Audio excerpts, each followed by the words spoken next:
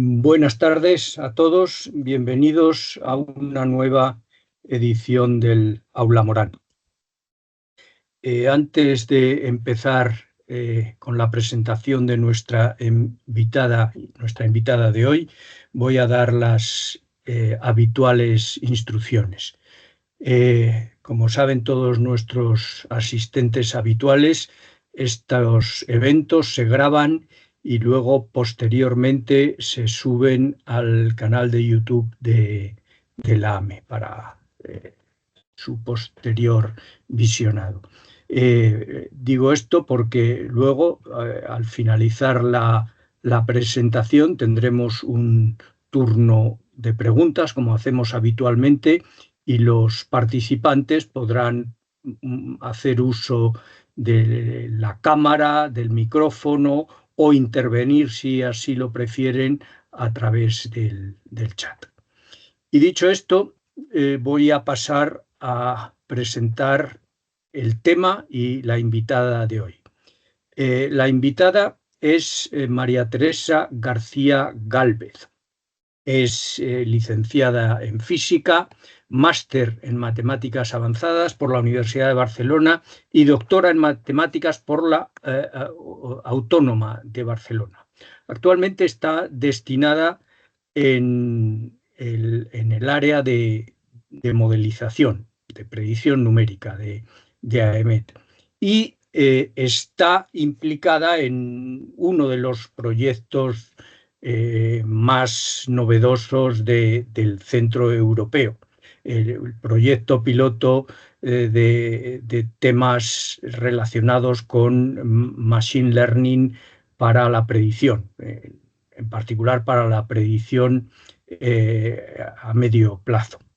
Este proyecto pues, tiene que ver con el desarrollo, análisis, estudio de modelos de predicción basados en estas técnicas de Machine Learning que han eclosionado, antes lo estábamos comentando, hace 3 años, 2 años y pico, con los primeros intentos por parte de algunas empresas tecnológicas que pusieron encima de la mesa estos métodos de predicción. El Centro Europeo tomó el desafío y bueno, pues ahora tiene un modelo que es lo que nos va a contar Teresa, operativo, y el día 1 del mes que viene, el modelo que tiene operativo hasta ahora es un único miembro, pero a partir del 1 de julio será ya también un ensemble. Y por mi parte, nada más. Te doy la palabra, Teresa. Después, al final, pues tendremos oportunidad de tener un diálogo y una discusión contigo sobre estos temas. Adelante, Teresa, cuando quieras. De acuerdo, muchas gracias, Ernesto. Buenas tardes y bueno, primero que todo, pues gracias por invitarme a dar una charla. A mí me gusta empezar hablando un poco de cuáles son las diferencias entre la inteligencia artificial, el machine learning y el deep learning o las redes neuronales profundas, porque son 3 términos que muchas veces se usan como si fueran sinónimos, pero la realidad es que no son exactamente lo mismo. Y me gusta hacer hincapié en ello porque realmente lo que está dando muy buenos resultados, tanto en el campo de la predicción meteorológica como en otros campos, como puede ser el procesado del lenguaje con estos asistentes virtuales que todos conocemos como ChatGPT y compañía, pues son las redes neuronales. Entonces, bueno, pues la inteligencia artificial es simplemente el campo general de las ciencias de la computación que se dedica al desarrollo de algoritmos para que las máquinas pues, sean capaces de realizar tareas que son propiamente pues, de seres inteligentes, ¿no? Como puede ser resolver problemas o identificar objetos en imágenes. Y dentro de ese campo general tendríamos los algoritmos de Machine Learning, que son unos algoritmos que tienen la particularidad de que son capaces de aprender a resolver problemas analizando datos, sin que les digamos explícitamente cuáles son los pasos que tienen que seguir para resolver ese problema. Y luego dentro de esos algoritmos de Machine Learning pues encontraríamos lo que son las redes neuronales profundas o el Deep Learning, que son unos algoritmos que se basan en, bueno, están inspirados originalmente por motivos biológicos, por cómo funciona el cerebro y tal, y se basan pues, en el uso de unas unidades que se llaman neuronas artificiales y están formados pues, por muchas capas de esas neuronas. Vale. Bueno, la idea esta de las neuronas artificiales es muy antigua. Se sabe que las neuronas reciben señales químicas de sus neuronas vecinas. Estas señales pues, excitan la membrana de la neurona y si la excitación pues, llega, el potencial eléctrico que se genera pues, llega a un cierto umbral, la neurona a su vez dispara una señal a sus otras neuronas vecinas. Entonces, pues en los 40, McCulloch y Pitts pues hicieron una serie de modelos matemáticos que describían este comportamiento, ¿no? Entonces, bueno, pues a una neurona le llegaban las señales de las neuronas vecinas, entonces esta neurona hacía una combinación lineal de estas señales y si la combinación lineal superaba un cierto umbral, la neurona devolvía un 1, es decir, se activaba o disparaba una señal. Y si no se superaba ese umbral, pues devolvía un 0, la neurona no se activaba. Entonces, esta función que decide si la neurona da una respuesta o no es lo que se conoce como una función de activación. Y aunque ya no en las redes neuronales actuales no se utilizan las funciones escalón, se utilizan más bien este tipo de funciones como la ReLU, pues son unas funciones que tienen un papel muy importante en las redes neuronales, luego explicaré por qué. Y ya pues en los años 50 Rosenblatt hizo llevó a cabo una realización, digamos, computacional de lo que sería una neurona.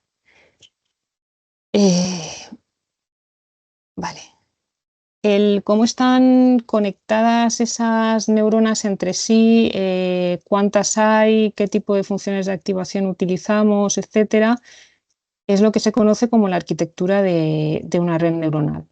Las arquitecturas de la red neuronal pues, pueden ser muy complejas. Yo os voy a hablar aquí de la más sencilla, que por un lado pues, nos sirve de excusa para entender cómo funciona una red neuronal y por otro lado, pues, aunque por sí sola no se suele utilizar, pues es una pieza clave de muchas arquitecturas más complicadas. Vale, entonces el perceptrón, esa arquitectura más sencilla es el perceptrón multicapa. El perceptrón multicapa consiste en toda una serie de capas de neuronas que están conectadas todas entre sí, de manera que las salidas de las neuronas de una capa pues son las entradas de las neuronas de la siguiente capa. Entonces, imaginaos pues, que tenemos, por ejemplo, el problema de predecir el estado de la atmósfera a un tiempo t a partir del estado de la atmósfera a un tiempo t anterior. Pues aquí tendríamos los datos de entrada, que serían pues, el estado de la atmósfera a tiempo t, digamos que sería un vector de datos, ¿no? Con la temperatura, la humedad relativa, el viento y tal. Entonces estos datos pues entrarían en la primera neurona. La primera neurona haría una combinación lineal de esos datos que dependería de los parámetros de esa neurona. La salida se pasaría por una función de activación y sería una de las entradas de las neuronas de la siguiente capa. Y así pues con todas. Otra neurona pues recibiría todos los datos de entrada, haría una combinación lineal de esos datos pues pasan por esa combinación pasa por una función de activación y a su vez pues sigue de entrada de las neuronas de la siguiente capa. Entonces, por aquí entrarían los datos, se irían procesando siguiendo las sucesivas capas de neuronas y al final tendríamos una salida que sería pues la predicción que nos estaría dando la red neuronal. Entonces, fijaros en un par de cosas. Por un lado, si no estuvieran las funciones de activación, pues lo que tendríamos es que esta neurona haría una combinación lineal, esta combinación lineal saldría y entraría en otra neurona que haría otra combinación lineal y al final pues lo que tendríamos aquí serían un montón de combinaciones lineales que no es más que una combinación lineal. Entonces, esto no sería capaz de ajustar nada que no fuera algo lineal. Y entonces, por eso es una de las razones por las que las funciones de activación son muy importantes, porque rompen esta linealidad y nos permiten pues, tener funciones más complejas. Y por otro lado, pues fijaos que como tenemos un montón de neuronas, cada una con sus parámetros, pues aquí al final tenemos un montón de parámetros y esta predicción pues va a depender de todos esos parámetros de la red. Entonces, ¿a nosotros qué nos interesa? Pues nos interesa que la predicción sea lo más parecida posible a la realidad. De manera, una vez que tenemos los parámetros de la red ajustados para que eso pase, pues la red pues no es más que una función, o sea, se representa simplemente una función que dada los datos iniciales, en este caso el estado de la atmósfera a tiempo t menos lo que sea, pues nos daría el estado de la atmósfera en un instante t posterior. Entonces, claro, como comentaba, nos interesa que esas predicciones sean lo más parecidas posibles a la realidad. ¿Y esto cómo lo conseguimos? Pues mediante la función de coste. O sea, tenemos una métrica que nos mide cómo de alejadas están esas predicciones de la realidad. Entonces, esa métrica es lo que se conoce como la función de coste, que en los problemas de regresión pues, se suele coger el error cuadrático medio, pero no tiene por qué ser esta función. Entonces, ¿qué nos interesa? Pues que el valor de esa función de coste sea lo más pequeño posible. Nos interesa buscar un mínimo de esa función de coste. En general, este mínimo no lo vamos a poder encontrar de manera analítica. Entonces, lo que se hace es que se sigue un algoritmo que se conoce como el algoritmo del descenso del gradiente. Fijaos que la función de coste, en realidad, que depende de todos esos parámetros de la red neuronal, que se les suele llamar los pesos de la red neuronal, pues la función de coste define una hipersuperficie en el espacio de los pesos. Entonces, nosotros sabemos que el gradiente nos da la dirección de máximo crecimiento de una función. Entonces, si queremos movernos hacia el mínimo, si vamos dando pasitos en la dirección contraria a la del gradiente, pues nos iremos moviendo en la dirección de máximo de crecimiento y nos iremos acercando a ese mínimo. Entonces, la idea del entrenamiento de la red neuronal es, pues nada, que entran los datos, hacemos una predicción con los parámetros que tiene en ese momento la red neuronal, comparamos esa predicción con la realidad mediante la función de coste, vemos en qué punto de esta hipersuperficie nos encontramos, calculamos el gradiente, nos movemos un poquito en la dirección del gradiente negativo y, claro, tenemos unos nuevos parámetros que hacen que la función de coste sea menor, pues cambiamos los parámetros de la red neuronal por esos nuevos parámetros y otra vez volvemos a calcular una predicción, volvemos a compararla con la realidad, sacamos los gradientes, nos movemos un pasito más hacia el mínimo y volvemos a actualizar los parámetros de la red. Entonces, este proceso iterativo, que es lo que se conoce como entrenamiento, pues lo vamos haciendo hasta que bueno, llega un punto ya que la función de coste pues ya no desciende más. Fijaos también una cosa, que es que, claro, como os comentaba, pues estas neuronas realizan transformaciones lineales de los datos. Entonces, al final aquí lo que tenemos en realidad son un montón de productos de matrices. Y por eso Se habla tanto del uso de GPUs para entrenar estos modelos porque son un tipo de procesadores que están muy adaptados a esos cálculos matriciales que requieren las redes neuronales. Entonces, bueno, a grosso modo, pues el proceso del entrenamiento es ese, y una vez que ya nos hallamos en un mínimo, pues ya tenemos la red neuronal, ya tenemos la red neuronal entrenada, ya tenemos unos parámetros fijos que ya nos permiten hacer las predicciones. En realidad el proceso de entrenamiento es un poquito más complicado que todo esto, hay que hacer ahí un proceso de validación porque puede ser que la red neuronal lo esté haciendo muy bien sobre los datos de entrenamiento, pero le presentes datos nuevos y no lo haga tan bien, o sea, se esté sobreajustando. Pero bueno, a grosso modo el proceso de entrenamiento pues sería este.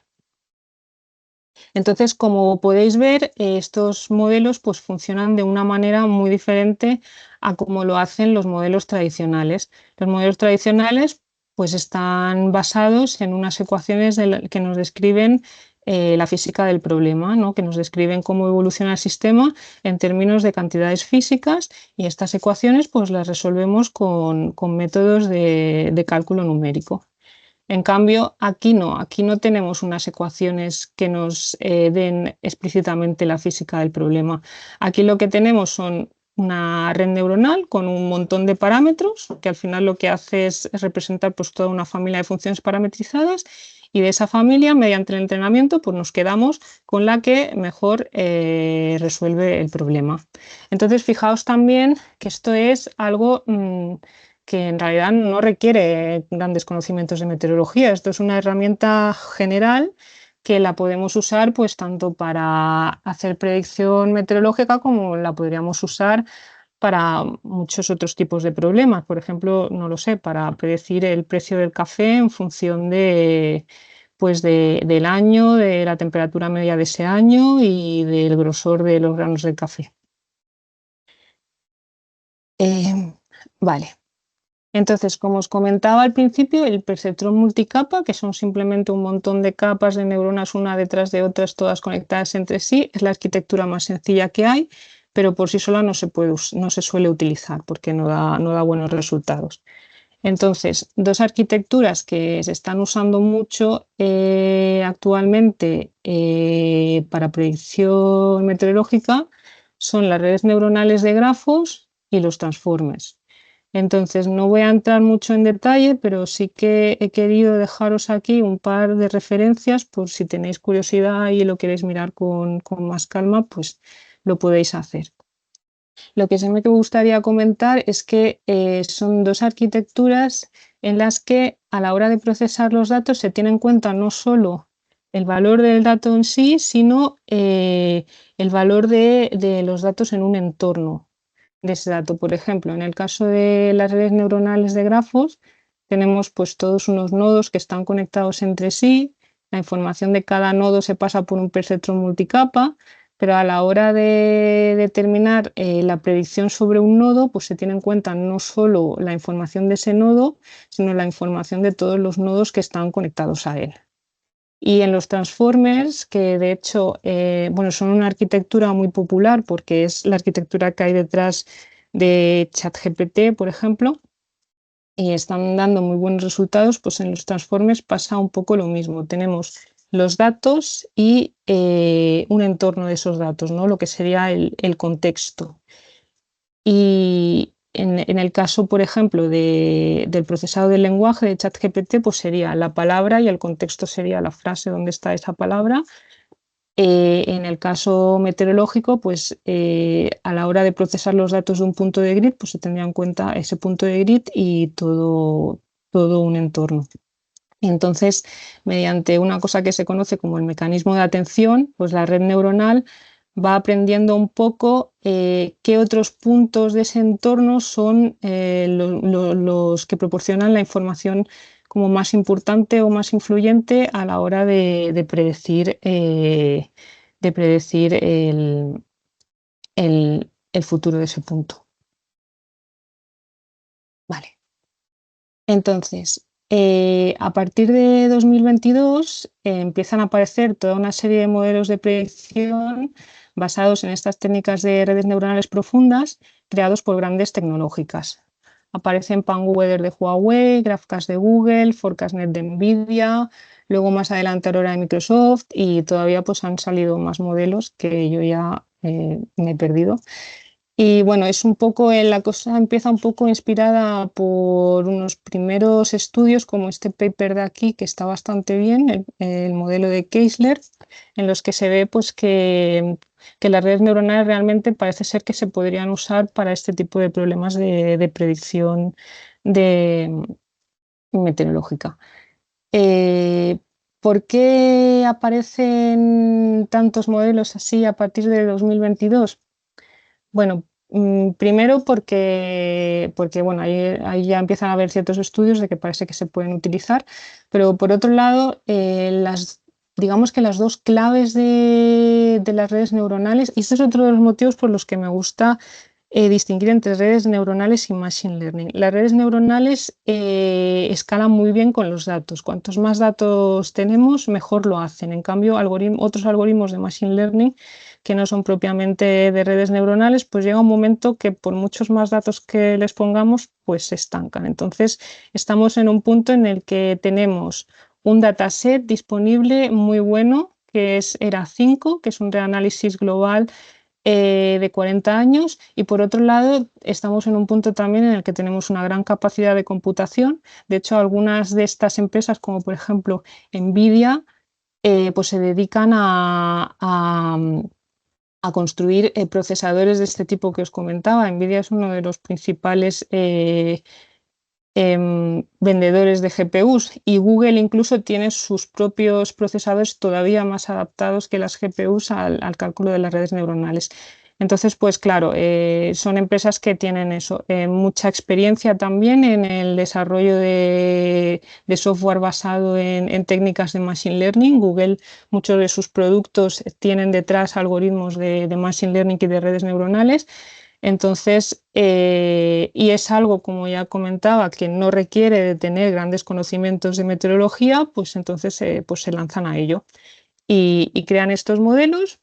Y resulta que estos modelos pues dan unos resultados que para lo rápido que se han creado pues son bastante competitivos. De hecho, por ejemplo, GraphCast pues dio bastante revuelo porque algunas de las variables que predecía pues daban resultados bastante competitivos con el modelo del Centro Europeo, con el IFS. Entonces, bueno, pues esto hace que el Centro Europeo en el verano de 2023 pues se plantee crear su propio modelo, el IFS. Y luego incluso en otros servicios meteorológicos, por ejemplo en el Servicio Meteorológico Sueco, pues también crean sus propios modelos, en este caso pues un modelo de área local que es Neuralab, basado también en técnicas de redes neuronales de grafos. Entonces, como comentaba, a raíz de los buenos resultados de GraphCast, el Centro Europeo decide también crear su propio modelo y ver realmente poner a prueba, ¿no?, estas técnicas de redes neuronales. Y bueno, la primera versión aparece ya en octubre de 2023 y tras un par de actualizaciones en las que se sube la resolución y se añade variables de precipitación, entre otras cosas, el modelo se pone operativo ya en febrero de este año. O sea, en poco más de un año el modelo pasa ya a estar operativo. Eso también me gusta recalcarlo porque es que realmente va muy rápido todo lo relacionado con las redes neuronales. Bueno, el modelo IFS al principio está muy inspirado en GraphCast de Google, pero luego, bueno, el IFS hace sus propios cambios y consigue un modelo con mejores resultados aún que GraphCast. Entonces, ahora mismo es un modelo cuya arquitectura tiene tres piezas: lo que es el encoder, que es una red neuronal de grafos que recoge los datos que están sobre el grid de ERA5 y los pasa a otra pieza de la red neuronal, que es el procesador, que procesa estos datos siguiendo ventanas longitudinales mediante lo que os comentaba de los transformers. Y Por último, una tercera pieza que es el decoder, que también es una red neuronal de grafos que devuelve los datos procesados por el transformer otra vez al grid de ERA5. Este modelo utiliza como input el estado de la atmósfera a tiempo t y el estado de la atmósfera a tiempo t-6 y predice el estado de la atmósfera a tiempo t+6. Está entrenado también, como todos los modelos estos de las tecnológicas, con ERA5 y luego se refina también entrenándolo durante unos años más con análisis del IFS. Además, en el entrenamiento se hace un rollout, que es que se enseña al modelo a predecir a mayor alcance de manera autorregresiva, ¿no? De manera que la salida del modelo vuelve a ser la entrada del modelo para el siguiente paso de la predicción y así hasta 72 horas. La primera versión, la versión que está ahora operativa del IFS es el IFS Single versión 1, que es un modelo determinista. Y es un modelo global de resolución de 1/4. Tiene 13 niveles de presión, un alcance de 15 días y se hacen 4 pasadas diarias, a las 0, a las 6, a las 12 y a las 18 UTC. Aquí os he dejado también algunos links. Aquí, por ejemplo, podéis ver, a ver si se carga. Bueno, aquí hay mucha información sobre el modelo, en particular pues las variables, y también podéis encontrar, que está muy interesante, pues un webinar introductorio que hicieron en febrero. Vale, luego si queréis ver las salidas del modelo, pues las podéis ver en la página de las cartas del Centro Europeo. Aquí tenéis salidas del IFS Single, del modelo determinista de Machine Learning. Pero también podéis ver salidas de los otros modelos de las grandes tecnológicas que también se están corriendo en el Centro Europeo, Aurora o ForecastNet. Y luego hay salidas también de una versión experimental del modelo de ensembles. Pero el modelo de ensemble se va a poner operativo la semana que viene y las salidas serán diferentes de estas porque este es un modelo diferente del que van a poner operativo. Vale. A ver. Aquí, por ejemplo, bueno, os lo dejo aquí comentado que la versión para predicción por conjunto se va a poner operativa el 1 de julio, igual que en el caso de la versión single. Bueno, está mal. Bueno, es igual, lo tenéis aquí a la izquierda.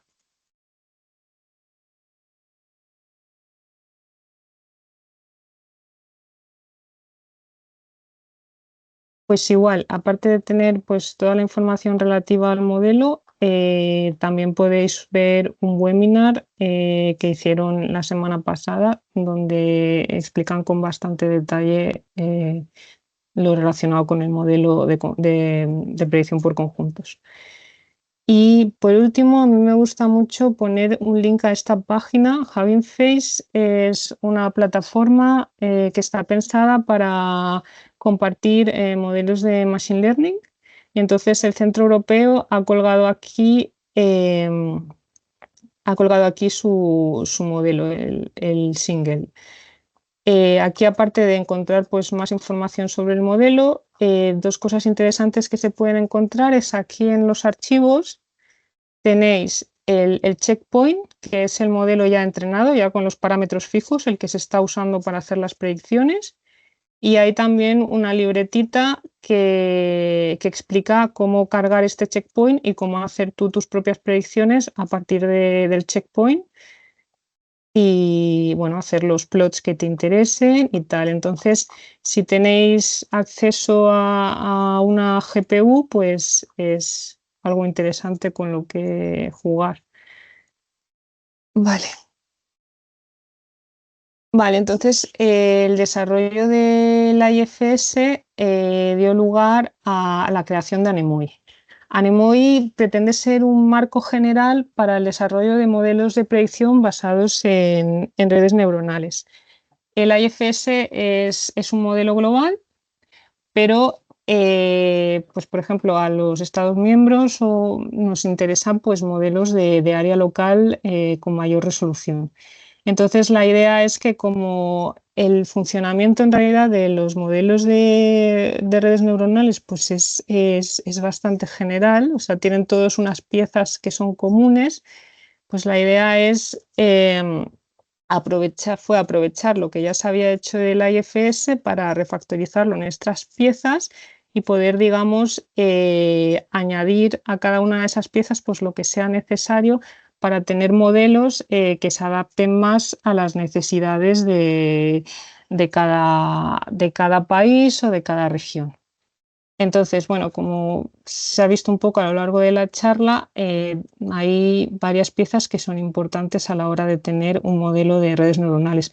Por un lado están los datos. Las redes neuronales funcionan bien con cantidades muy grandes de datos. Entonces, los datos tienen que estar en unos formatos que sean adecuados para llevar a cabo ese proceso de entrenamiento.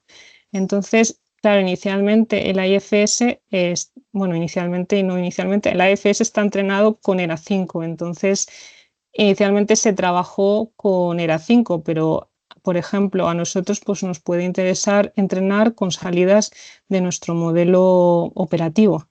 Entonces, para adaptar los datos al entrenamiento, se creó este paquete Anemoy Datasets, que es el que se encarga un poco pues, de poner los datos en el formato que interesa. Luego, pues si tienes un modelo de grafos, tienes que generar el grafo en el que están tus datos. En el caso del IFS, pues tenemos un grafo que es una malla global, pero en el caso pues, de un modelo local, pues te puede interesar un grafo sobre una zona con mayor resolución diferente. Entonces se creó el paquete Anemoy Graphs para poder hacer grafos de diferentes tipos. Luego, igual, Anemoy Models es un poco donde está lo que es la arquitectura de la red. En el caso del IFS, pues tenemos la arquitectura esta encoder, procesor, decoder, pero a otro le puede interesar otro tipo de arquitectura por el motivo que sea. Y por último, pues hay un paquete que es Anemoy Training, que es el que es donde está toda la parte esta del bucle este de entrenamiento, ¿no? De cálculo de los gradientes, cálculo de la función de coste, actualización de los parámetros, etcétera. Porque yo os comentaba, por ejemplo, que en problemas de regresión se suele usar variaciones del error cuadrático medio, pero en otros problemas, por ejemplo, a la hora de la predicción por conjunto, pues te pueden interesar otro tipo de funciones de pérdida. Entonces, en este paquete, pues es donde encontraríamos, por ejemplo, las diferentes funciones de pérdida. Estos tres paquetes, como están muy relacionados entre sí, están los tres en el mismo repositorio, en Anemoy Core.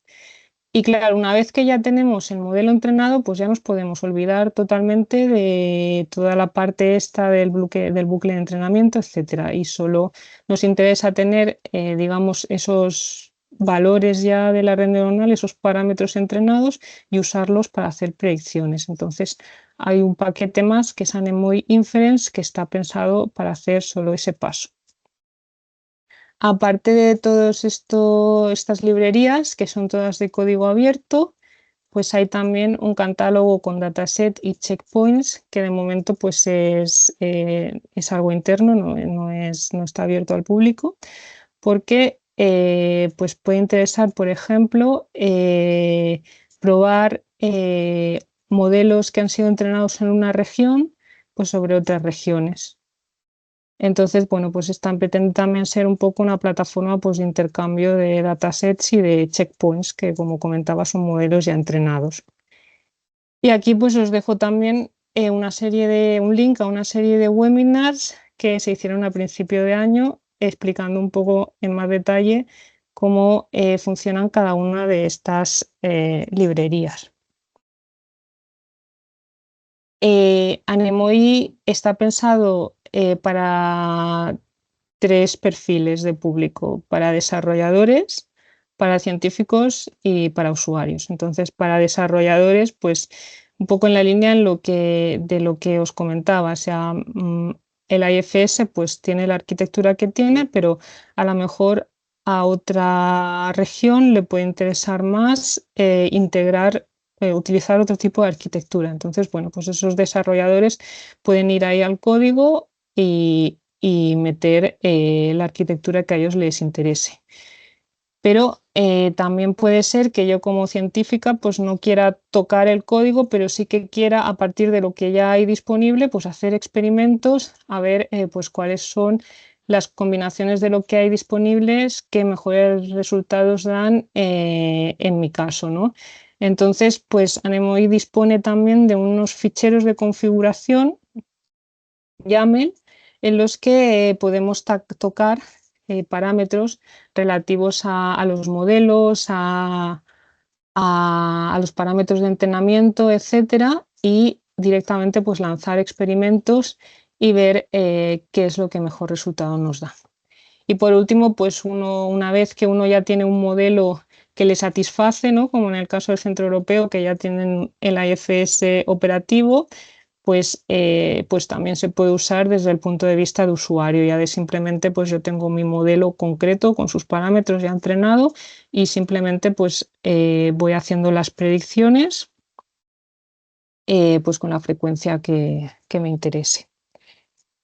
Anemoy está ahora mismo está en desarrollo muy rápido. Es algo que ha pasado de ser simplemente el código LAFS, que es un modelo global refactorizado en varios paquetes, a empezar a incluir pues ya la posibilidad de entrenar modelos de área local, entre otras cosas. Entonces, en cuanto a los modelos de área local, pues se están investigando como dos maneras diferentes de llevarlos a cabo. Por un lado, modelos de área local en la misma línea que los tradicionales, ¿no? De tener simplemente los datos sobre una región y alrededor pues una región, una frontera, ¿no? Que nos da lo que son las condiciones de contorno.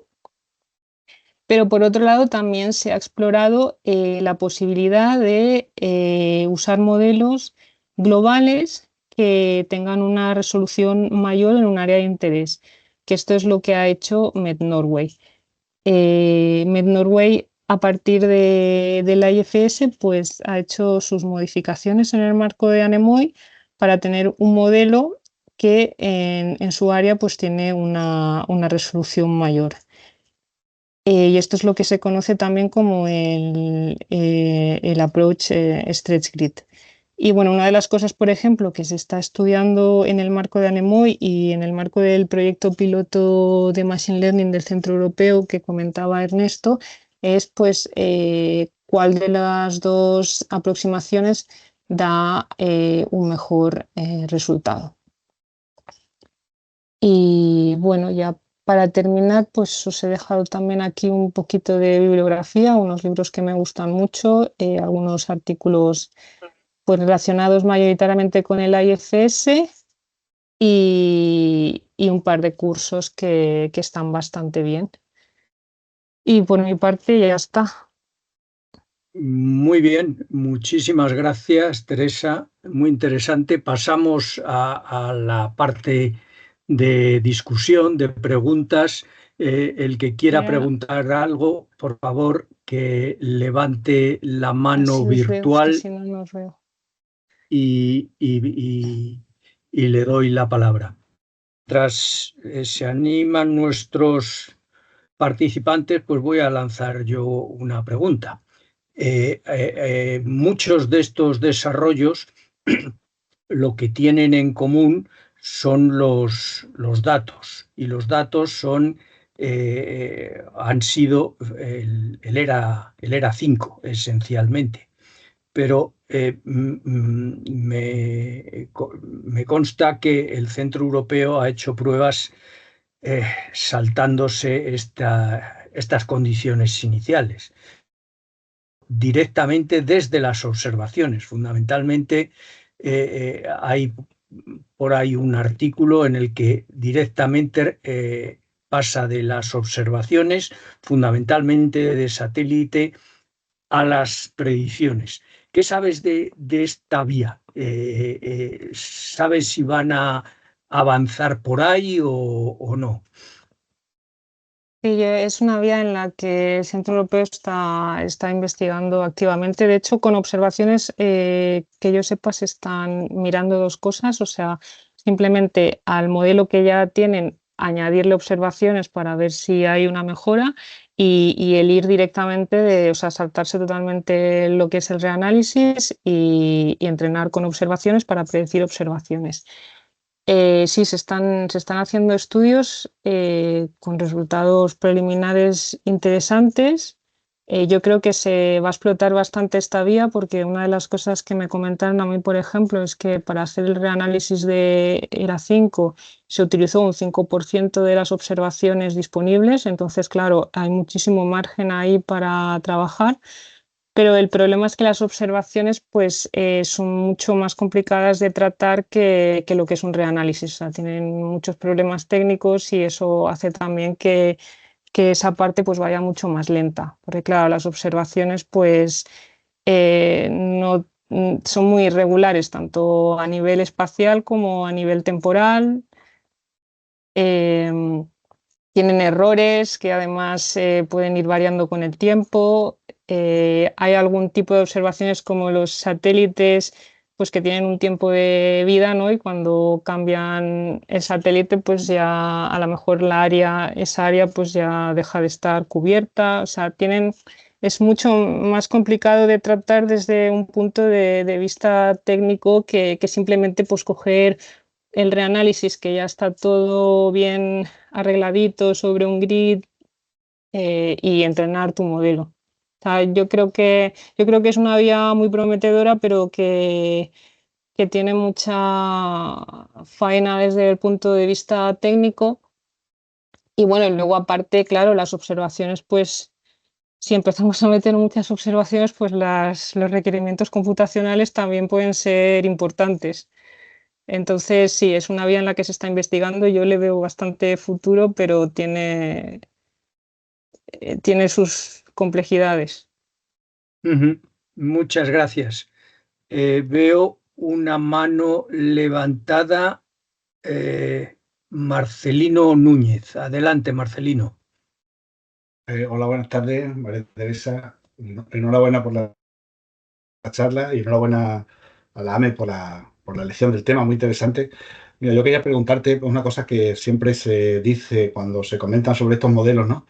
Que el asesoramiento meteorológico no es fácil con ellos. Quiero decir, cuando Ernesto, los modelos de mi época, pues contaban pues, que la dana no era predecible porque el modelo no se ajusta bien o tal, o te explicaban alguna cuestión, pues tú asesorabas o dabas esa información con respecto a esa idea que se ponía detrás, ¿no? Pero ahora, si los modelos se comportan como una cierta caja oscura o una caja negra, ¿no? Donde entran los datos y sale la predicción, eh, pues parece que el asesoramiento es más difícil, ¿no? O no tienen una justificación, no se ajustan las ecuaciones, etcétera, etcétera, ¿no? Entonces, me gustaría saber tu opinión al respecto.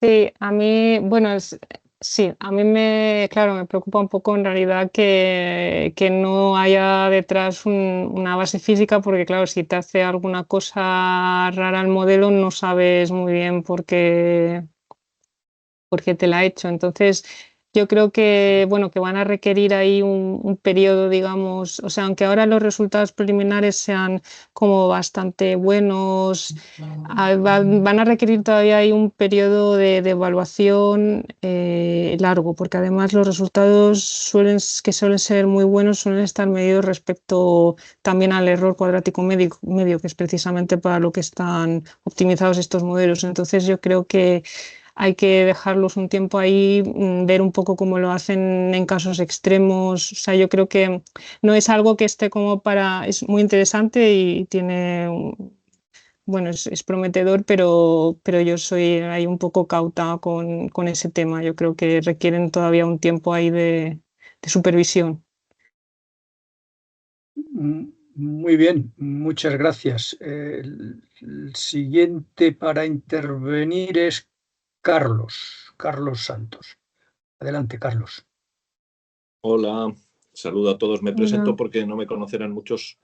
Yo estoy en AEMET y he trabajado tanto en modelización como en predicción operativa en lo que estoy ahora, con lo cual me interesan los dos puntos de vista que son complementarios y ambos son interesantes. Entonces tengo dos preguntas. La primera es más bien técnica, con lo cual es una pregunta, digámoslo así, para María Teresa, a la que por cierto felicito por la charla, que ha sido muy interesante. La segunda pregunta, más Muchas filosófica, es más que nada para abrir debate y si alguien quiere decir cosas que las diga. La primera pregunta es técnica. Hasta donde yo llego, los modelos deterministas y los ensembles también, durante gran parte de su historia han tenido un postproceso que los ha pretendido mejorar. ¿De acuerdo? Pues ya los más veteranos conocéis el Perfect Prog, el MOS y el Servicio Meteorológico Americano siempre ha llevado muy a gala tener un postproceso muy bueno.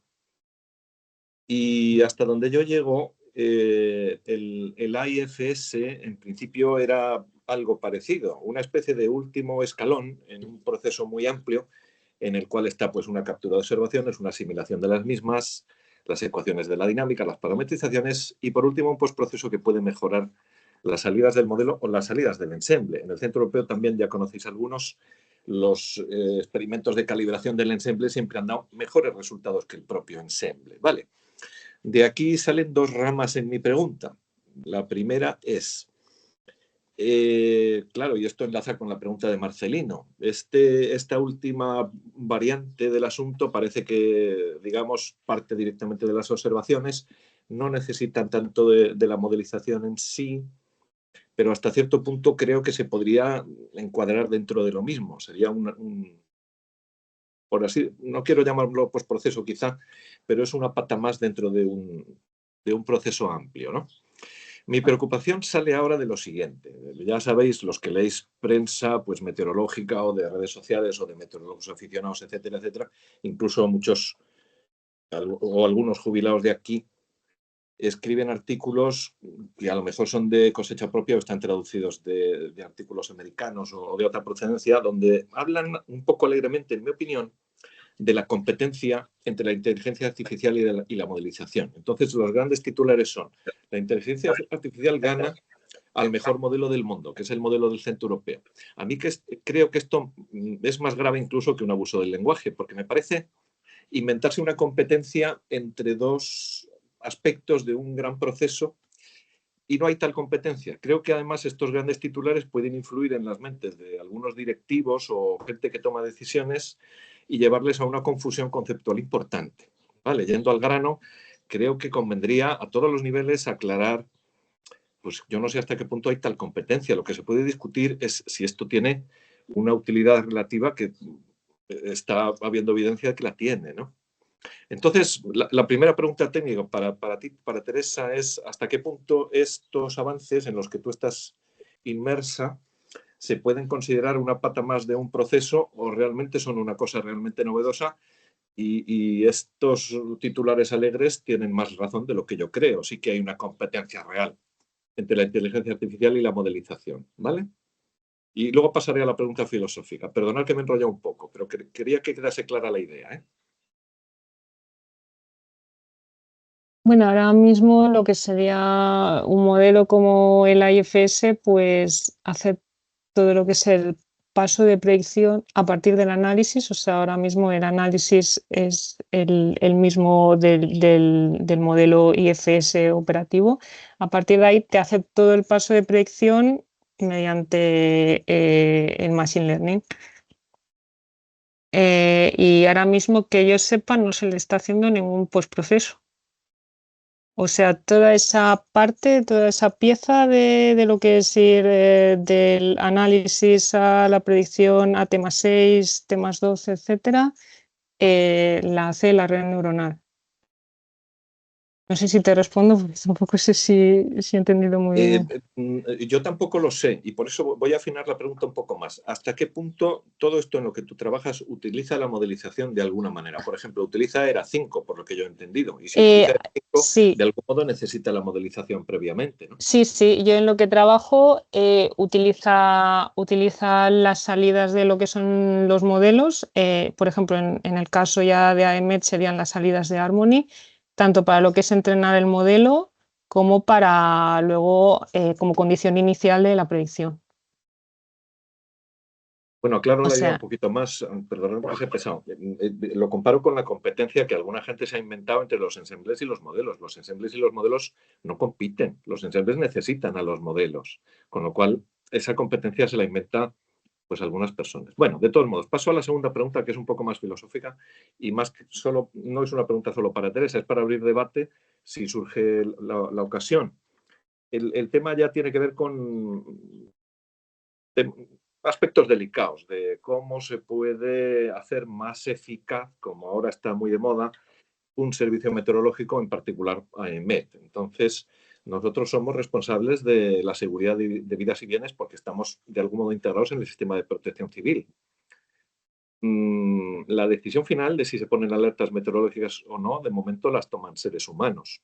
Pero poco a poco, debido a los recortes salvajes de personal que está habiendo, lo podemos disfrazar como queráis o lo podemos, digamos, dulcificar con palabras corporativas o no, pero vamos, en el sistema de predicción cada vez somos menos y cada vez tenemos más trabajo. La incorporación de la inteligencia artificial va a ser un hecho porque el mundo empuja en esa dirección y eso va a suceder.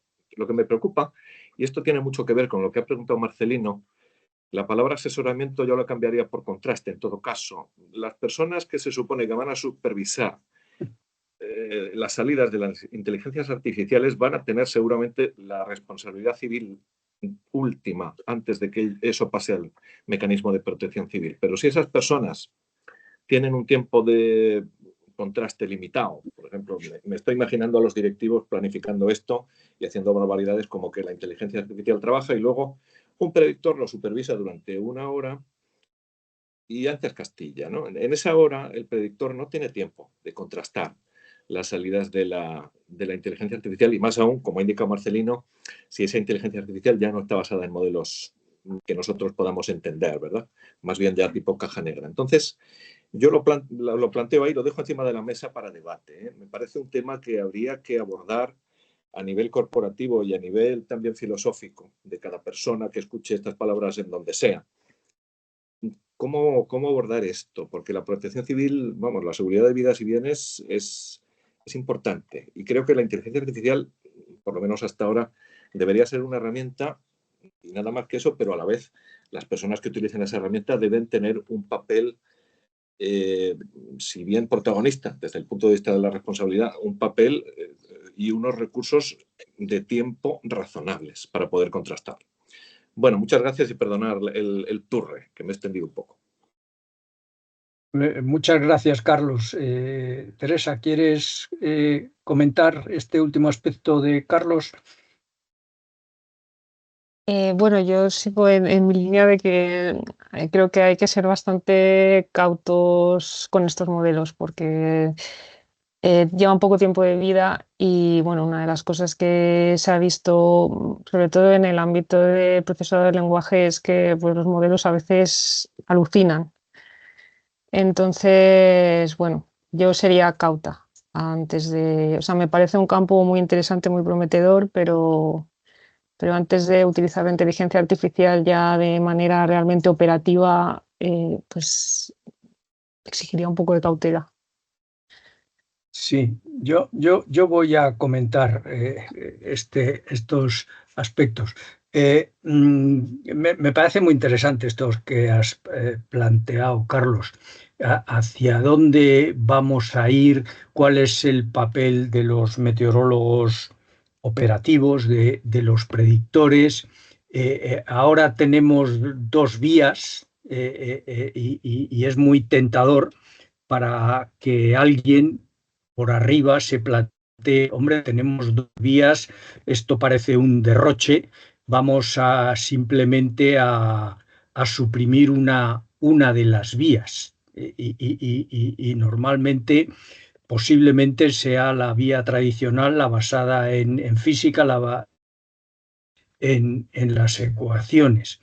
Estas dos vías, en principio, y hablando con diferentes protagonistas y desarrolladores, siempre están hablando de que va a haber aquí una hibridación de las dos vías.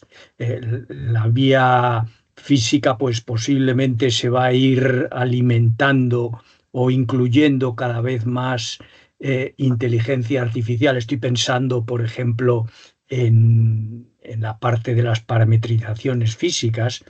Ahí, pues, de forma natural podría muy bien suprimirse estas parametrizaciones que se basan en física, pero que tienen también mucho de datos estadísticos y sustituirse por la parte basada en técnicas de machine learning.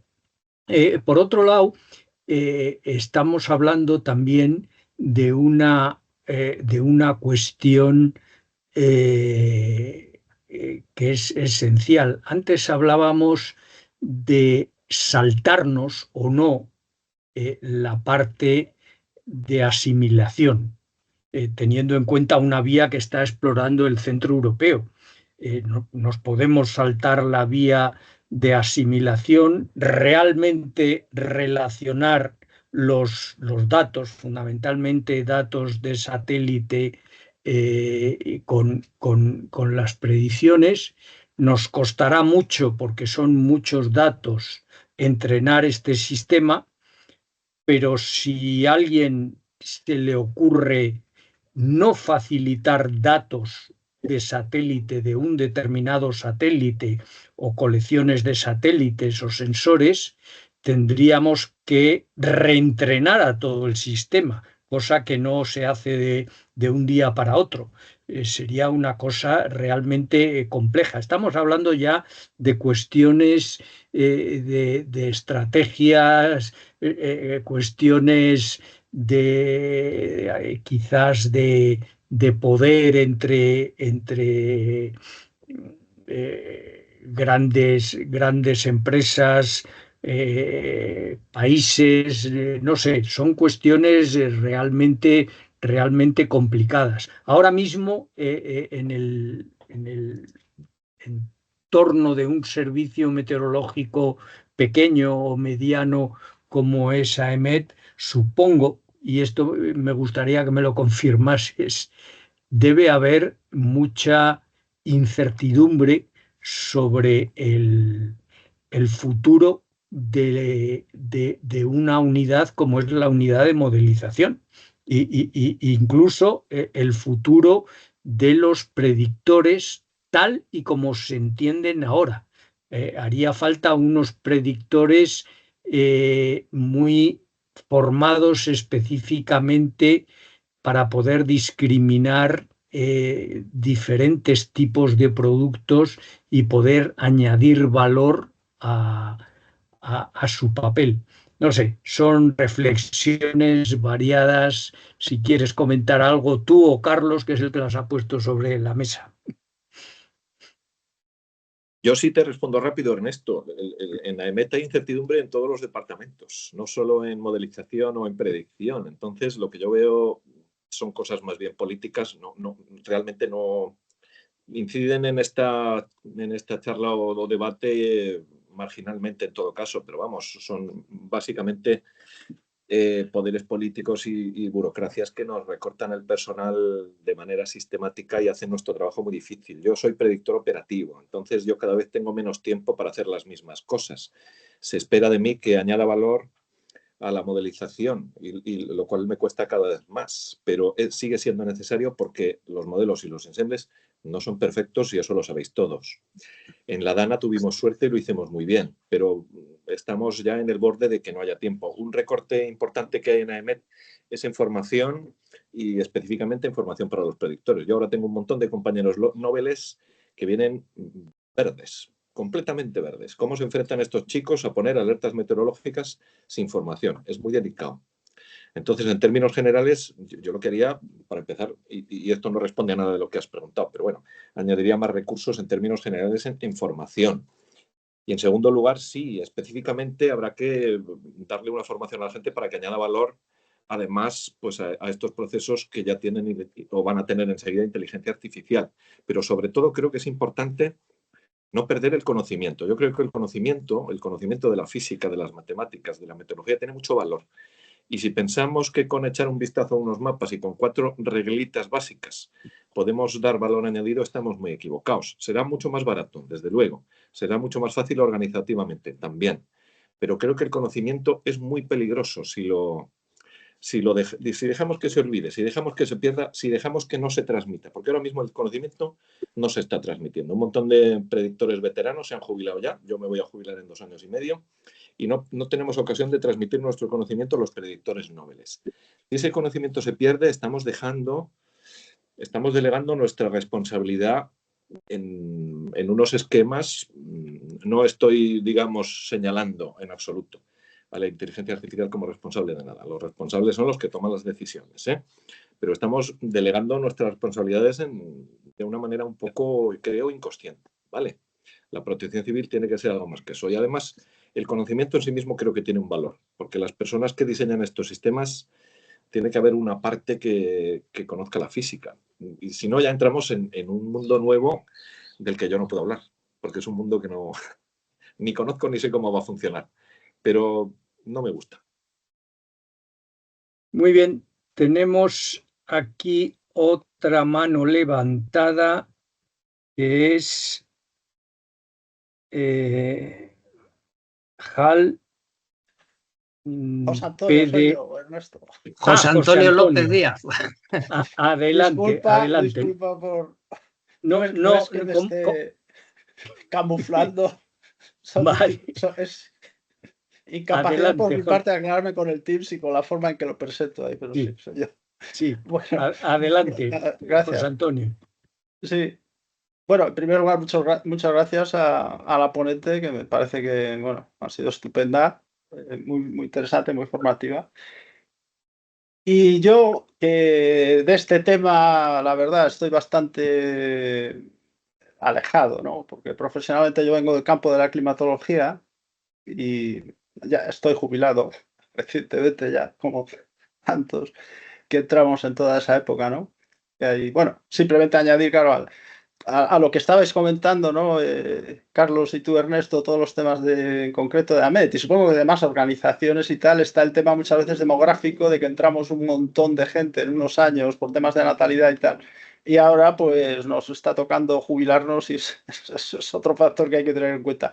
Y muchas organizaciones parece ser que son bastante incapaces, han demostrado, de ir sustituyendo al personal a un ritmo adecuado, me parece a mí, y sin entrar en más detalles.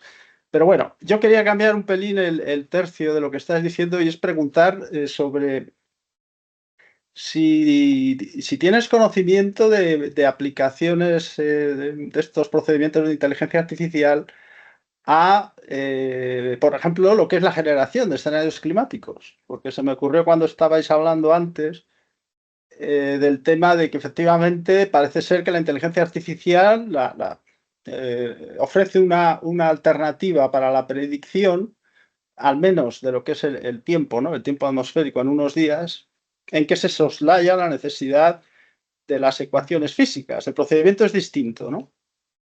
Entonces, curiosamente, algo de eso ha habido que hacer, en parte, entiendo yo, cuando se pasó a interpretar, a generar las modelizaciones para escenarios climáticos, ¿no? Donde el plazo de la predicción son ya pues decenas de años, ¿no?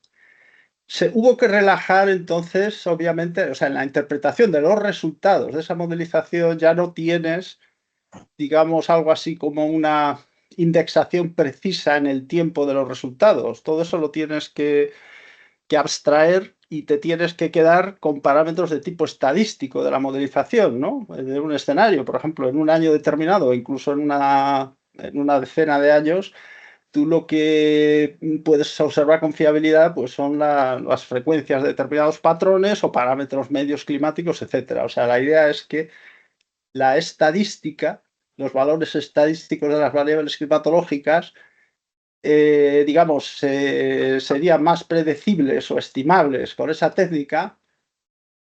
Obviamente que lo que ya sería la predicción, digamos, cronológica o determinista, si quieres, que eso evidentemente sabemos que por razones conocidas de la presencia, entre otras cosas, de la no linealidad, del caos, etcétera, pues se pierde, ¿no?, en un horizonte que tampoco es tan grande, ¿no?, mucho menor que eso. Y sin embargo, a pesar de todo, se ha extraído utilidad de predicciones a mucho más largo plazo. Por tanto, yo no sé si la inteligencia artificial en ese sentido, que ya directamente desde el principio se olvida de las ecuaciones físicas, ¿no? O bien si sucede al contrario, a lo mejor el valor, o sea, la skill, ¿no?, la habilidad que tienen o la pericia que tienen los modelos climáticos, en realidad se basa en que tienen incorporados obviamente las ecuaciones de la física y entonces implícitamente los modelos estos climáticos implícitamente están probablemente, pienso yo, están conservando determinadas cantidades que hay que conservar por razones físicas, ¿no?, por decirlo así, o sea, o determinadas simetrías, si se quiere, en un sentido más genérico del sistema atmosférico, y eso es lo que le da ese valor a esas predicciones a una escala temporal tan alejada en la que ya has perdido, como digo, la secuencia temporal detallada del fenómeno. Entonces, no sé, es un poco reflexiones y tal, por si me puedes comentar. Gracias, de nuevo. Sí, Gracias, gracias a José ti. Antonio. Bueno, yo de climatología no sé gran cosa, pero sí que sé que se están empezando a hacer cosas con técnicas de machine learning, pero no está tan desarrollado como en el campo de la predicción. O sea, se han empezado a hacer cosas más recientemente y yo creo que en climatología sí que, sobre todo en el tema este de escenarios climáticos, sí que hay un poco más de escepticismo por el hecho de no tener una base física detrás, porque claro, son predicciones a muy largo plazo, entonces al no haber una física detrás y al ser más difícil de validar, porque al final pues las predicciones las puedes validar prácticamente a diario, pues yo creo que hay como un poco más de reticencia o de escepticismo a la hora de utilizar estas técnicas pues de machine learning o de redes neuronales en climatología. Pero se están empezando a hacer cosas también. Muy bien, pues hemos agotado el tiempo que normalmente tenemos para este tipo de eventos. Muchas gracias de nuevo, Teresa. Como ves, has suscitado un montón de temas, cuestiones. Seguro que muchos de los que están aquí estarían horas hablando de este tema. Antes que nada, quiero recordar que la próxima charla de esta serie, del Aula Morán, será el jueves 10 de julio a la misma hora, a las 17 horas, y será a cargo de Ana Boqué, sobre experiencias de co-creación de indicadores climáticos para distintos sectores. Y antes de despedirme, quiero recordar que estas actividades y otras las organiza la Asociación Meteorológica Española. Algunas, la mayoría, son abiertas, como esta. Otras son semiabiertas, como la revista, el boletín. Organizamos jornadas cada 2 años donde nos centramos en un tema e intentamos reunir a suficiente número de personas para hablar y discutir y tener presentaciones sobre ese tema. Y simplemente que si te interesa, quieres apoyar, quieres formar parte de la Asociación Meteorológica Española, pues entra en la página web, navega un poco por allí y si te interesa, pues si os interesa, haceos socios. Y nada más, muchas gracias, Teresa, muchas gracias a todos los participantes y hasta la próxima. Venga, gracias a vosotros. Dios. Chao, buenas tardes.